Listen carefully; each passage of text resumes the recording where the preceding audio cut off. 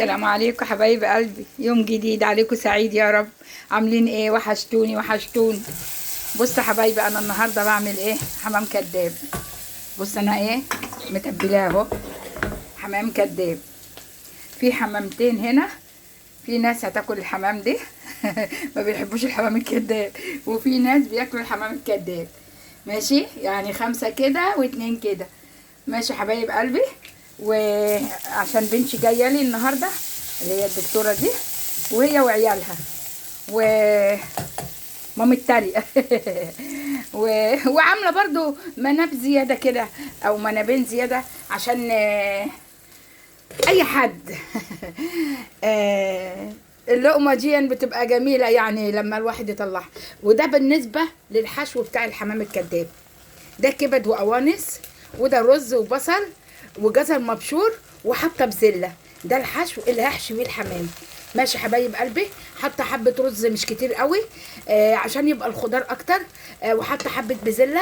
حاطه جزر مبشور، وحاطه جنزبيل مبشور، وفلفل وفص مستكه في الاول حطاه خالص، وانا بشوح القوانص الاول.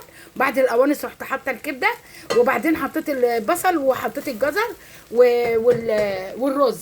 تنيت اشوح ولسه حاطه له دلوقتي نص كوبايه ميه بس.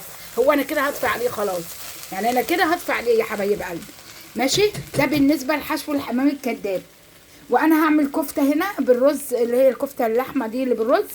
هعمل كفته، وهعمل رز بشعريه. ماشي، وهعمل سلطات بقى بالذره، الفاصوليا الحمراء والحمص الشامي. ماشي حبايب قلبي.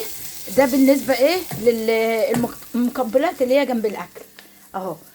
غسله الخضره اهي ونقعها. كرنب ابيض، كرنب احمر، وكابوتشي، وبقدونس اخضر. ماشي، واما اخلص خالص في الاخر هوريكم الاكل على السفره قبل ما ناكل باذن الله. بس انا قلت اديكم فكره انا بعمل ايه، عشان انا بعمل الحاجه عشان بصور والله ماسكه بايد. بصوا، وبعمل بايد، انا ماسكه بايد وبقلب بايد. ماشي حبايب قلبي.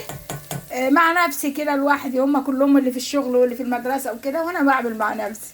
ماشي حبايبي، عاملين ايه؟ وحشتوني وحشتوني وحشتوني ساتت يوم رمضان النهارده شفت حبايبي بيجري بيجري بيجري اهو. ادي الحمام اهو الكداب والحمام العادي. ماشي حبايب قلبي، واما اخلص الاكل هوري لكم. والله ما عاوزه اسيبكم، بالامانه ما عاوزه اسيبكم عشان ما تقولوش عليا لكاكه وهعمل مانجا النهارده عصير، وهعمل خشاف تمر وزبيب وقراصيا وتين وكده، وهعمل لهم عناب بالفراوله. ماشي، يلا حبايبي، دعمكم بقى واشتراكات، وانا اما اخلص خالص انا هوريكم. وطبعا السمبوسه والكبه والحاجات دي هتتحمر جنب الاكل. لا اله الا الله يا حبايبي.